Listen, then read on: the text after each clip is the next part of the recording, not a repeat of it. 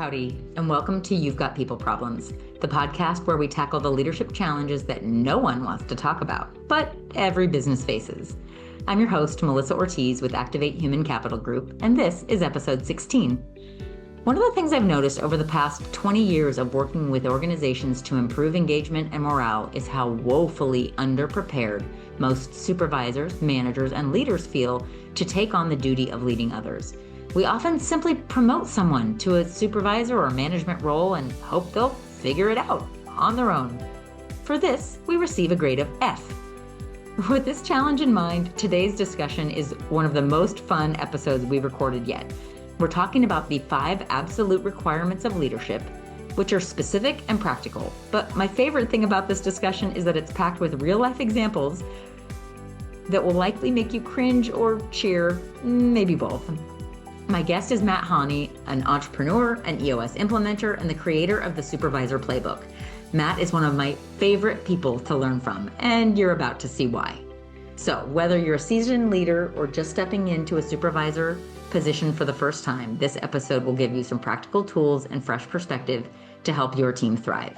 I had a blast recording this one, and I think you're going to get a lot out of it. Let's get to it. Howdy, my name is Melissa Ortiz, and this is You've Got People Problems, episode 16.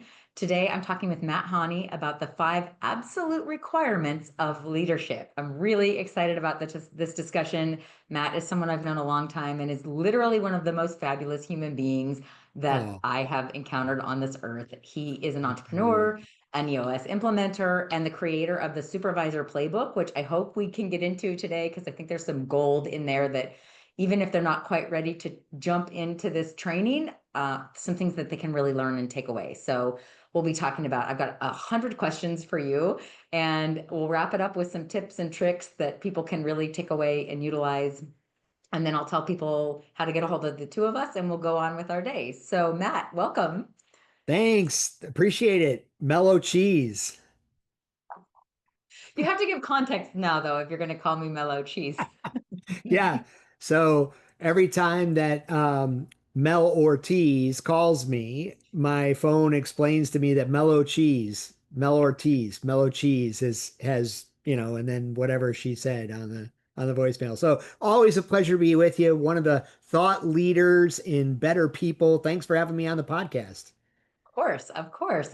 For those of you who don't know me, my name is Mel Ortiz, and I care a lot about talent optimizations. How do we get the right butts in the right seats so that they can contribute and thrive personally and professionally? And oh, by the way, they can contribute a lot to our mission and vision, but also to our bottom line for those of us who are in business to make money. For those of us who are in business to make impact, if we are in nonprofit specifically, it's all the same. And it actually involves volunteers, even the people we don't pay to come to work, all the same concepts. So this idea of effective leadership, absolute requirements of effective leadership, I think is going to be a fun topic to get into. And I think where we started, Matt, when we were discussing this a few minutes ago, was about leadership. You get to be in leadership because someone gives you a role. Or how do we become leaders? What is the definition even of leadership before we get to the requirements? Yeah, I love this. For me, being a leader means that you're creating leaders that will create leaders. You're creating leaders that will create leaders. Okay, can I give you, for instance, Yes. my husband and I were chatting last night. We were on our way to see a Broadway show, and we were chatting about work on his end. And he said, we have this guy on our team who consistently brings in interns and churns out these great employees. And I was like, so we should clone this guy. He goes, we need another one of them in our DC office. And his name is Marcus. And he's just like, he goes, nobody else can do this. And so I'm like, well, we need to look at what makes him special and how do we clone him and what is he doing that, what's his playbook? Because there's a really good chance we could replicate. He's not a total anomaly, but we might need to dig a little bit into what makes him special. And he's just like, yes, let's please do that because we need more Marcuses. Boy, I love that. For me, my go-to example of a leader creating leaders is always my son Jack. I saw it when he was very young in the Boy Scouts. he wasn't the most popular kid. And, he went through high school through the COVID years. Almost 3 years of his high school era was in lockdown. So he was going to school in his room. But it was interesting to watch Jack as a Boy Scout, helping the new scouts. Like he had a natural affinity for helping the new scouts feel comfortable at summer camp, which can be totally creepy and weird for new first time summer campers. And he was brilliant at that. Now he's going into his final year and he'll be a senior at the Naval Academy. And I'm sure he's going to create lots of other leaders. Those kids that were at their first year of summer camp are now the seniors at that high school and are leading a whole new set of Boy Scouts. So a leader creating a leader, it's a great example. It's a great example. One of the reasons I wanted to chat with you, because I think Yeah. one of the topics we have not covered well, or even really maybe broached on this podcast, is two Okay. things. One, making people leaders, putting people in leadership positions, management, supervisors at any level, Yeah. that shouldn't be there, Mm. especially when we take high performers and put them into a management position that they Yeah. often Yeah. stumble in. Take That's a the very common. ninja and pull their sword away. Yes. Yeah. Yeah. That topic, and then also how frequently, especially with the pace of change in the world today, how often we put people in a position where they're supposed to be Yeah. developing other leaders, and we don't give them a toolkit. We just tell them to go forth and be effective, and they don't know how, and we don't teach them how, and maybe we don't even Yeah. know how, and we Yeah. don't seek help. And so I want to cover this topic because I think it's something we don't talk often enough about. We don't have enough. I think It's true. solutions exist, but I don't think we make a commitment to provide those tools. And then the cost, God help us, of not training those people or putting the wrong butts in the wrong seats, and how that affects individuals, families, communities, and our organizations. So that's a whole lot that we could probably spend 3 days Yeah. on. We're going to do it in an Yeah. hour. Ready, go. Well, yeah. So let's start with the concept that a leader is not there to self-promote. A leader is not there for themselves. A leader is there for selfless service to their direct hires. A leader is there to remove the obstacles and barriers for their team so their team can be wildly successful. And so if you have someone that still has a lot of ego and maybe is not ready to be self-aware and provide selfless service, we're starting to, we're all over these 5 requirements. Maybe we should just start going through them one by one and then digest them and break them down as we go. What do you think? I think that's totally fair. I think that's totally fair. One of the things that brings up for me as we dive in this barrier. So we know that quarterly is about the right rhythm for us to be checking in with people in terms of what are they working on, what are they working towards, have they accomplished it, because annual goals get lost in the weeds. And one of the questions I have managers ask their team members on a quarterly basis is, what do you need from me in the next 90 days? Yeah, What barriers can I remove for you yeah, based yeah, on these goals? Because it yeah, changes over time what our team members need from us. So yeah. that's what was kind of bubbling up for me. So let's start at number one. What is the Yeah, well, first? can I talk on that for a minute because Yeah. you got me buzzing on this now. Companies that run on an agile system use a huddle, a daily huddle. And the Yep. objective and the agenda for a daily huddle never changes. The objective is status update. What do we got going on? And the agenda is always if the huddle is in the morning, if the huddle is in the morning, it's what'd you get done yesterday? What needs to be done today? What do you need me to do so you can get that done? How simple is that? How beautiful is that? So a daily huddle, what'd you get done yesterday? What are you going to get done today? What do you need me to do so you can get that done? What a beautiful thing. It takes 5 to 15 minutes max, and it's a beautiful way in a rhythm that our brains can get ready to do every single day. So companies running on Agile with a daily huddle, a 5 to 15 minute stand up, some people call them, just what got done, what needs to get done, what do you need me to do so you can get that done? Beautiful, powerful language to build a rhythm and a system, a process between a direct hire and a supervisor. It's amazing, even just for your own brain to crystallize. What did I get done yesterday? What am I Yeah, working on today? yeah, What am I yeah, waiting for? Or what do I need help yeah, with? I think it's just a natural human rhythm to be in. And so yeah, crystallizing that as part of the way we yeah. Don't work. wait for the quarterly. Heaven help us if we wait for the quarterly. Yeah. Okay, so bring me back. Let's Yeah, begin. so these I'm five trying to get leadership. So five. let me just put a disclaimer or a note on these. This is the Matt Hahne five absolutes of leadership. This has come through, I'm 58 years old at the time that we're having this conversation, Mal. And really, honestly, I had a lot of bad jobs. I've done a million different things in my background. So this is my personal reflection on the five absolutes of leadership. You got to have these things. And if somebody doesn't have these things, they probably shouldn't be a leader. You tapped on that earlier. A lot of times we see this most often in sales where they're, oh, you're pretty good at sales, so let's put you in charge of the sales division. And then you get this ninja, incredibly talented closer that brings in multi-million dollar accounts, and you're going to pull them away from doing that and make them lead and manage people. And they don't want to do that. They just want to keep bringing multi-million dollar accounts to your business. Why would you ever take the sword away from the ninja? Keep them down at the ninja level. It's why is it so tempting, Matt? Can we just stop there for a minute? Why is it so tempting to take high performers and take them out of a performing role, an individual Yeah. contributor role? My What's behind that? Yeah. My feeling on this is this comes from the manufacturing legacy management that we have had in the United States for forever. So, there's a lot of people that were real big fans of Deming, and Deming was a great guy and brought us a lot of stuff, but a lot of that was when we were a manufacturing society. Now, most of what we produce in the United States is thought, it's service. And so we don't have a lot of people on assembly lines. We are not looking for efficiencies and how to make the widget more efficiently. We're having to manage people.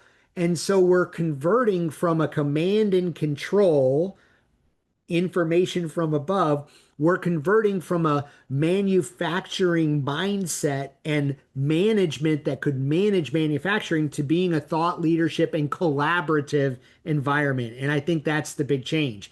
Back in those days, if you were good on the assembly line, you became the assembly line soup. And if you were really good as the assembly line soup, you became the assembly line, director that managed the three shifts of assembly line soups. And it worked. But that's not what we're doing anymore. So now we got to get into a collaborative environment where leaders can really produce. How's that sound for an idea? Sounds fair. I think especially as just contextual, unconscious bias. I think the other thing that I see at play is wishful thinking syndrome.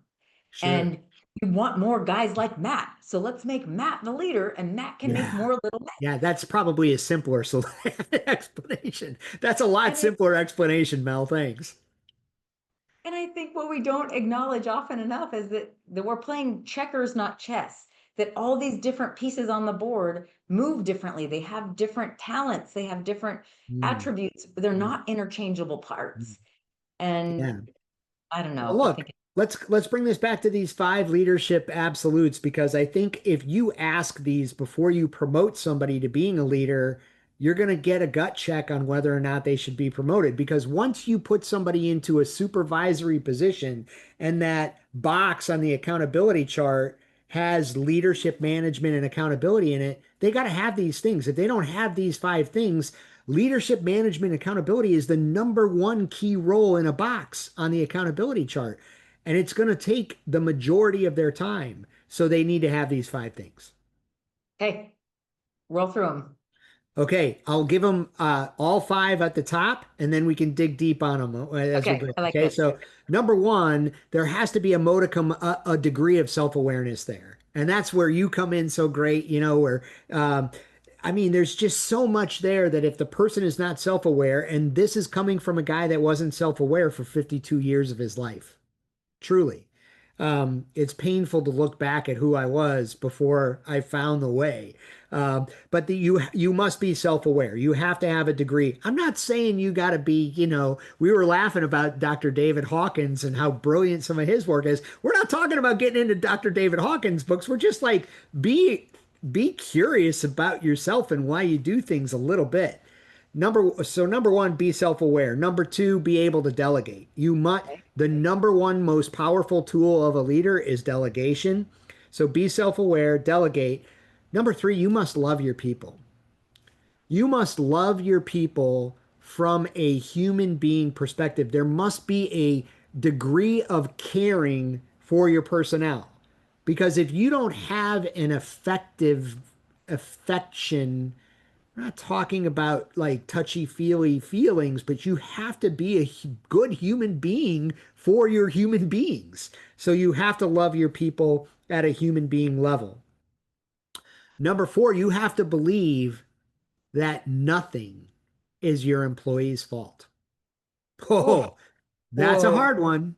That is a hard one. Nothing is your employee's fault. You either hired wrong, or you didn't provide guidance, training, resources, and your time and energy to make them really good. So number four is nothing is your employee's fault. You have to believe that truly in your heart of hearts. And number five, you must commit to being on this continuous improvement journey. Nobody ever masters leadership, ever. I mean, I am a nerd and do massive deep dive rabbit holes on leadership development, leadership and management, supervisor playbook work.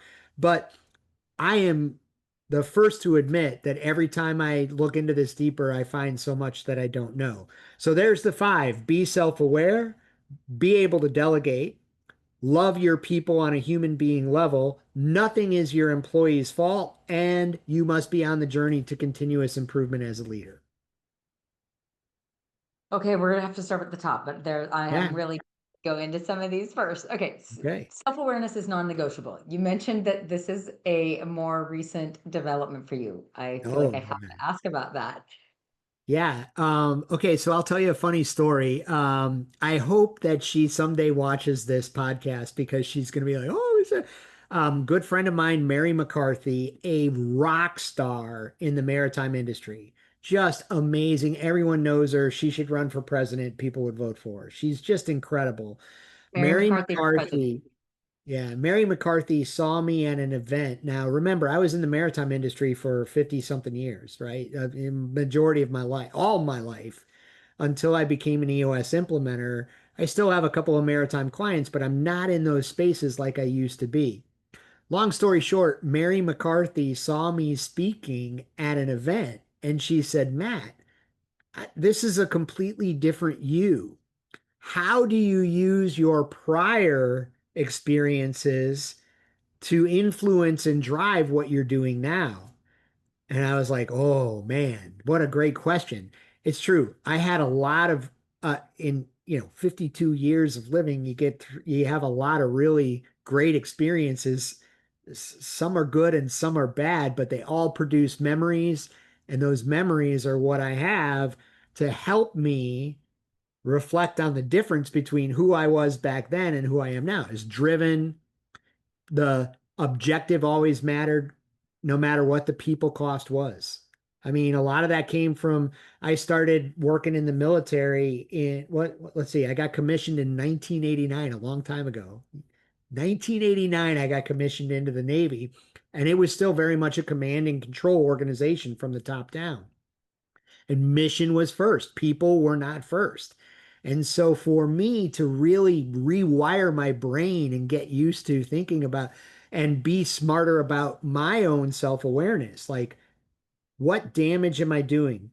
I I I'm a passionate guy. I have a lot of energy and I have to be conscientious of here's something I never thought of until recently, the last 5 years is the wake. I love boats. I love everything about Yeah. boats.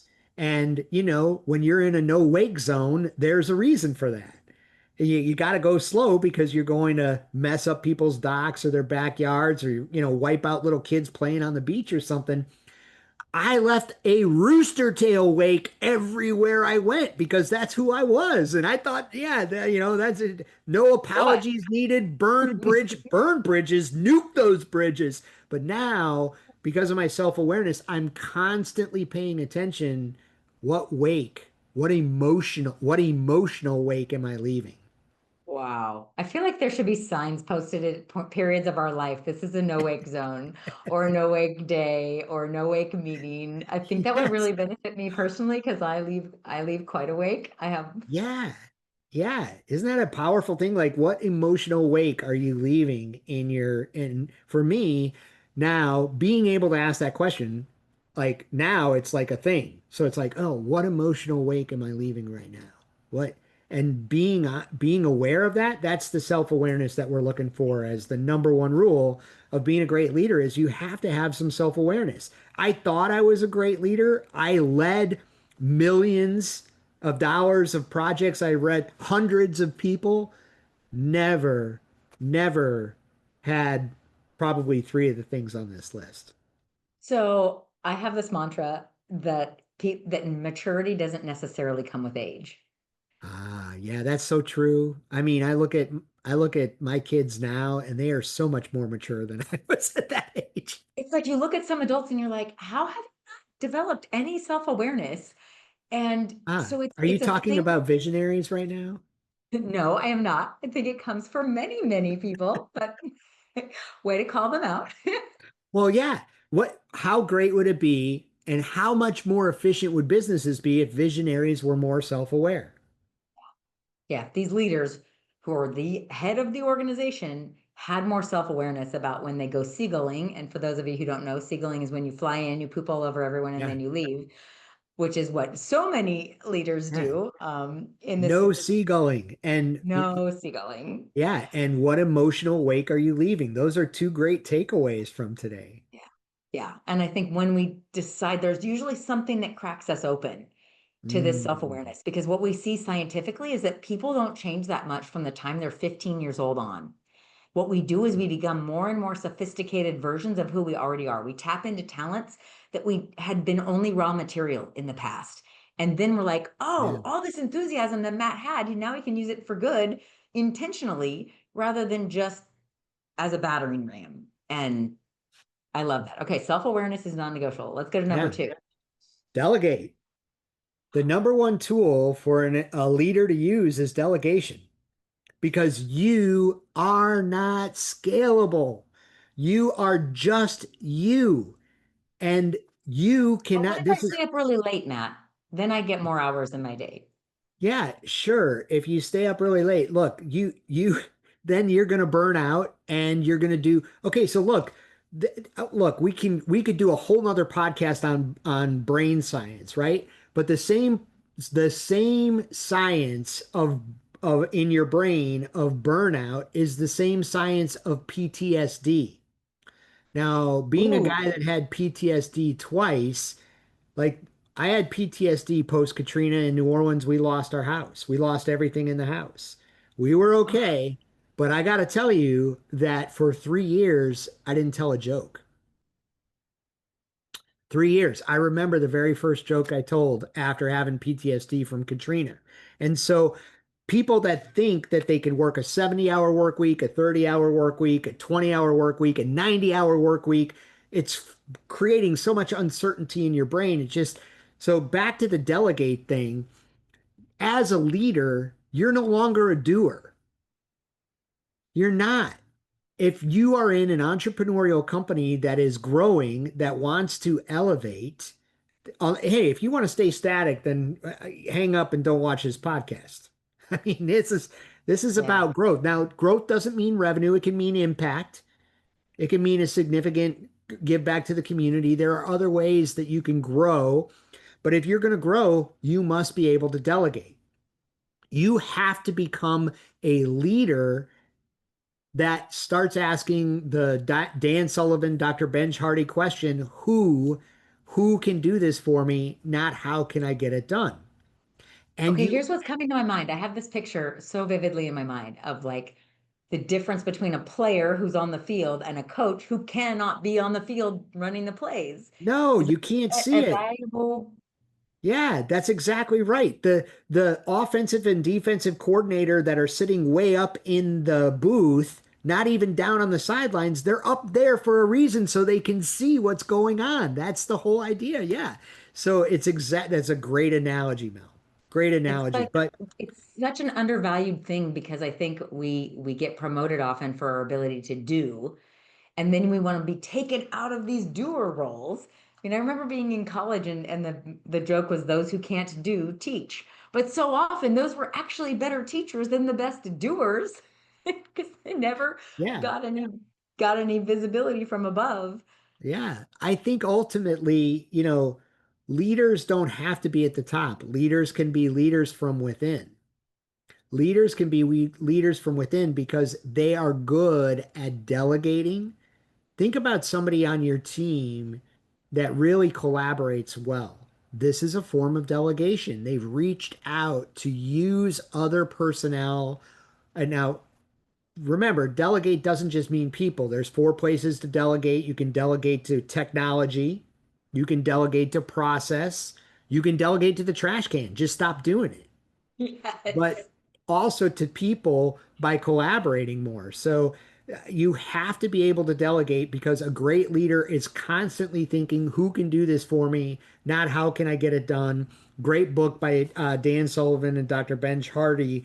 Who, not how, is the name of the book. It's a mantra for leaders. The other thing to start thinking as a leader is what? Give your employees, give your direct hire the mission. Give them things in terms of what success looks like. Stop telling them how to do it. Empower them to come up with the how. You just need to come up with the what.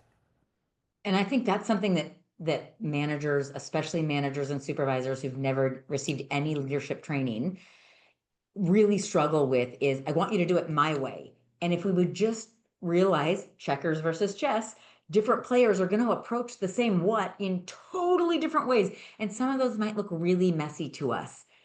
But if we give them the outcome we want by the date and what Yeah. packaging you want it in, that can be so freeing to a leader to be like, so they don't have to do it my way. No, God, please Yeah. stop. Because now you're invalidating their natural instincts by telling them not to follow them. And so they're going to do a subpar job because they're not you. They can't do it your way. They have to find their own, they have to have the freedom to do it their own way. Yeah, there's two reasons people don't delegate. They think, oh, and they're both myths. First one is that if I want it done right, I have to do it myself. Do myself. I'm three. Do myself.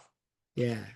And then the other one is that it'll take too much time for me to teach somebody else to do it. Yeah. I Uh, don't have time to do it, but I sure don't have time to teach someone else. So do myself. Yeah. But ultimately, if you can, I like this idea of to give it to them in terms of what, and we both talked about that a little bit, but we also have to give them the impact. Yes. I was Why? working with an insurance company yesterday, and the what was we need to find three new excess underwriters that can write policies over 5 million because we just lost two. And so if this is a trend, we want to find three more. So we won't be able to serve our clients if we don't. The impact is equally as important as the what. But just give your employees, delegate to them, say, this is what we need, why it's important, and when it's due, and then turn them loose and let them go crazy. Can I share one more myth that I think belongs in this section? The myth that it is like that, especially work that I don't want to do. It's unfair to give it to someone else because I should be doing this myself. I should on myself. I should Oh, be yeah. doing this. I'm And what we're not, really doing is yeah. we're depriving people of the opportunity to learn and grow. Yeah, and somebody else, one man's trash is another man's treasure. So one person's trash is another person's treasure. So just because you don't like it doesn't mean there's somebody else out there that just truly loves that. The perfect example is accounting. This guy hates accounting. And there are people out there that really want to nerd out over Excel spreadsheets. Their I'm not that jam. guy. So I got guys, I got people that do that for me. Yeah. Okay, go to three. You Number three, must you must love your love your people. people. Yeah. Okay, I have to pause you here. This is freaking me out because I do a lot of employee engagement surveys, and often I have clients fight me on the wording because the wording is strong like this. I'll Mm. give you an example.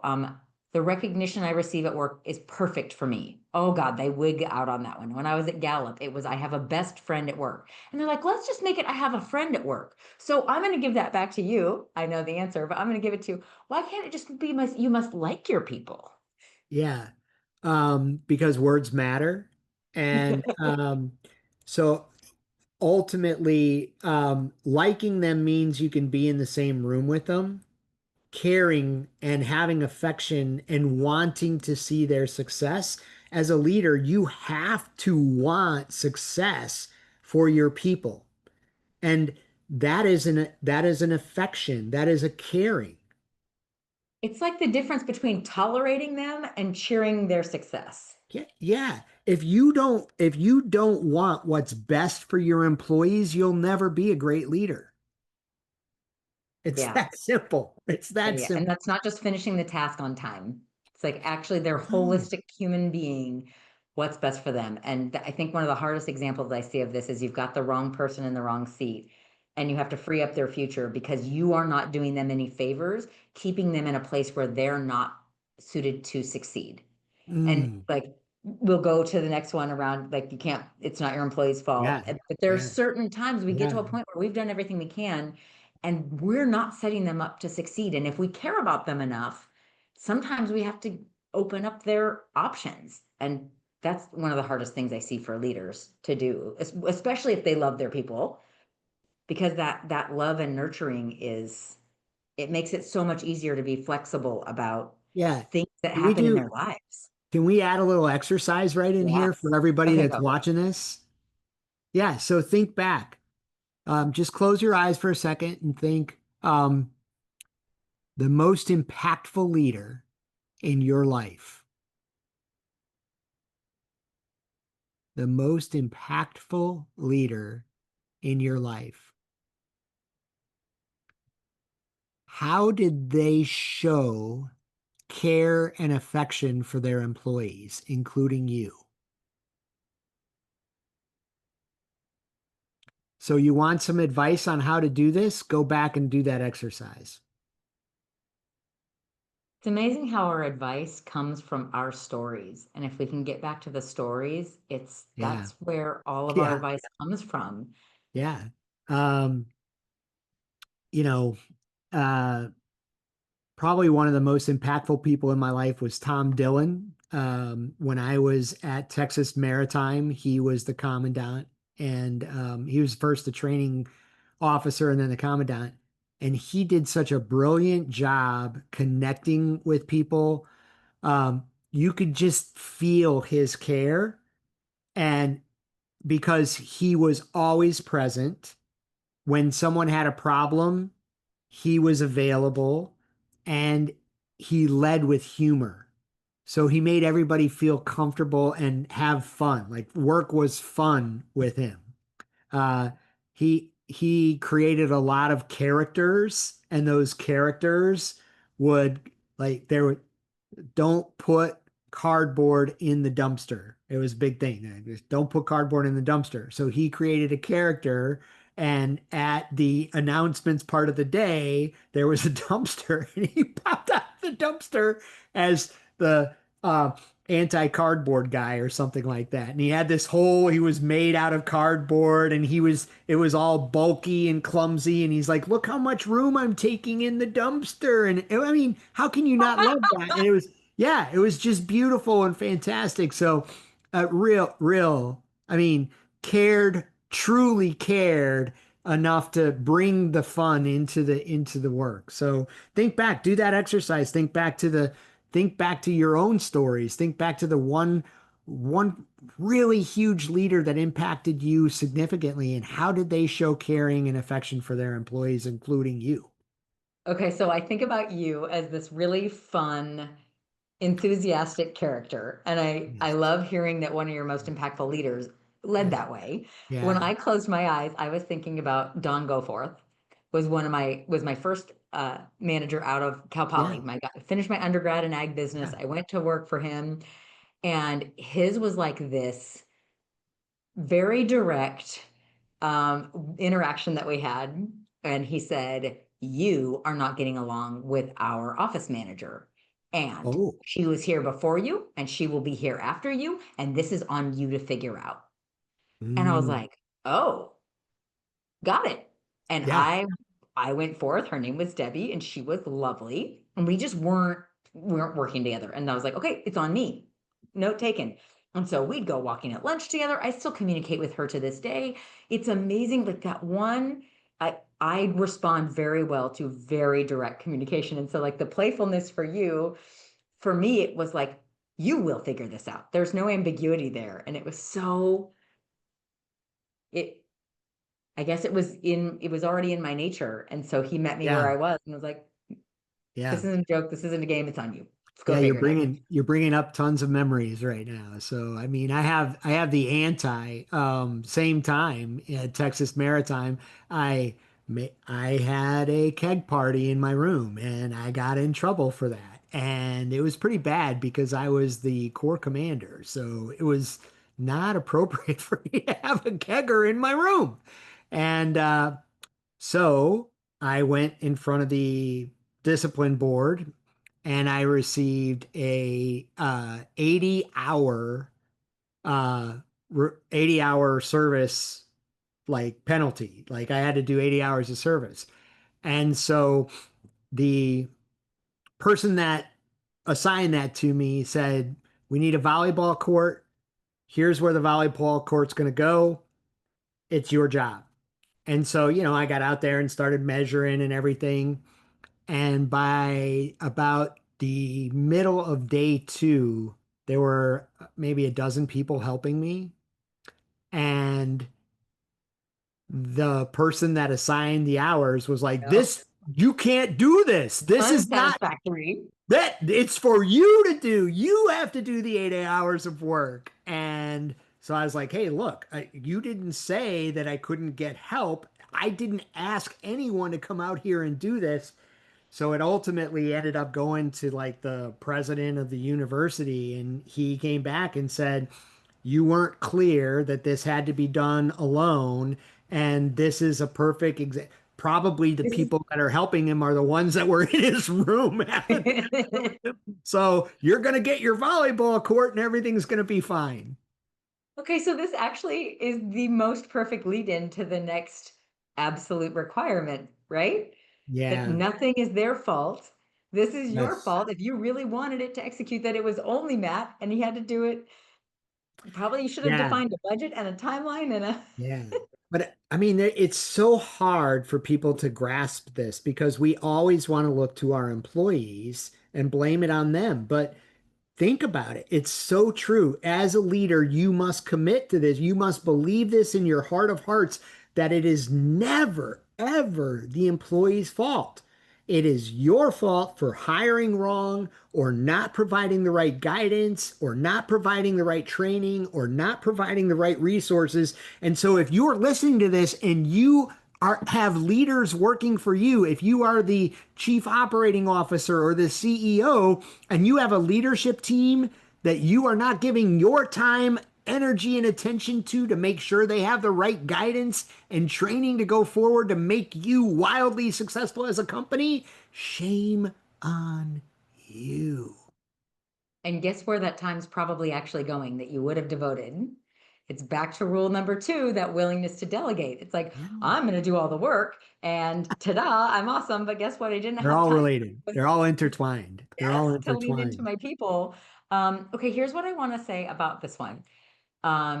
Being on both sides of this coin, being a direct report, being a leader, Mhm. so often I think when we take that ownership as a leader and we say, this is on me, what happens to the person who's in the subordinate position is they're like, no, this is on me. Whether they say it out loud or not, they take Yeah. ownership too. We're basically teaching people Yeah. to take ownership.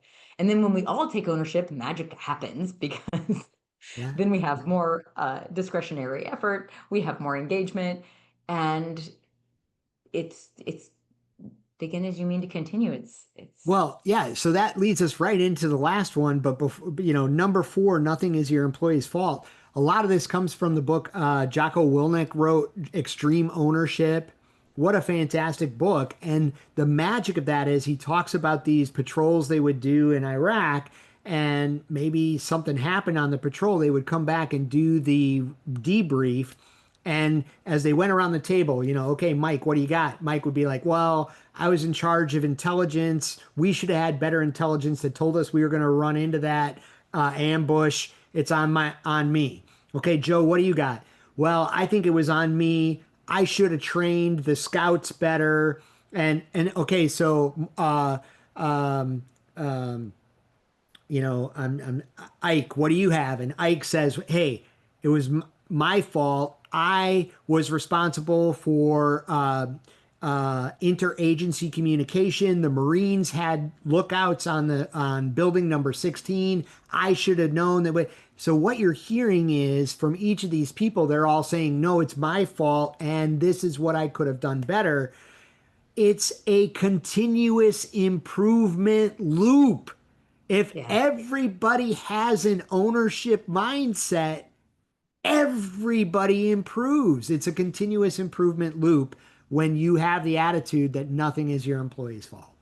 Okay, I want to go back for 1 second to Jocko because I'm a huge fangirl. He has amazing kids books. The I Way of the didn't Warrior know Kid. that. Oh my God, my kid's favorite audiobook is The Way of the Okay. Warrior Kid, and then there's a follow-up to it, and it's phenomenal.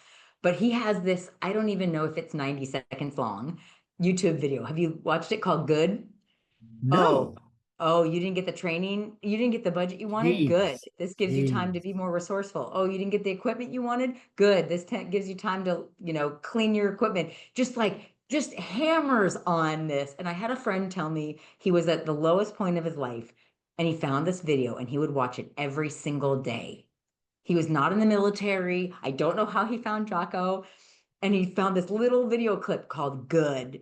And it was like everything bad that happens, like, good, this gives you a chance to get better. And I think that's, if we go back to this continuous improvement point, it's like Yeah. there's silver lining in everything. How do we leverage that Yeah. as this level up Yeah. opportunity rather than Yeah. this victim mindset? And it's so if nothing else you take out of this podcast, go listen to the Good. Jocko Willink Good. Good. And that's number five is continuous improvement. You have to be on the journey to continuously improve as a leader. You will never master it. You will always be learning. You will always be learning. You will never, I mean, so bringing in a little bit of martial arts here, somebody that's like I don't know martial arts that well, so I'm just going to make stuff up right now. So like a ninth level black belt. What is that person learning when they go to the dojo?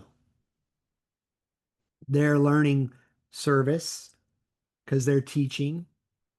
And it's always the ninth level black belt that's in the dojo cleaning the mats, cleaning the walls, like they're learning service.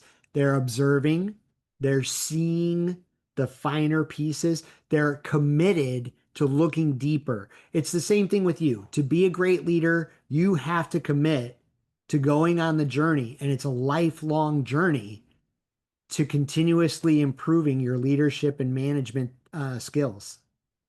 Okay, I love how this leads us right back to number one because self-awareness is non-negotiable is rule number one. And Yeah. if we commit to continuous improvement and we keep trying to improve, what we're showing is this level of commitment to our self-awareness that then encourages other people to be like, well, maybe it's not that scary to figure out what makes me tick. Yeah. I'm like obsessed with the Gallup Strengths Finder and the predictive index and all these things. But I worked at Gallup for years. And so I really started this path with the Strengths Finder. And I have my father-in-law is one, and one of my good friends who's a lawyer will not take the Strengths Finder. They're like absolutely determined that this is going to find out some fatal flaw about them. And I'm like, actually, these are just your superpowers. It's not that scary.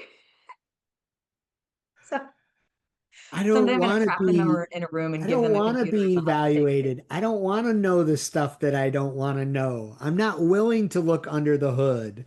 Well, you Yeah. gotta that I guess you gotta send Jocko's video good to your father-in-law. Actually, I think his real fear is that the government will find out about him, and he really doesn't want that. And so I can't, mostly all I do is like poke him with conspiracy theories and get him riled up.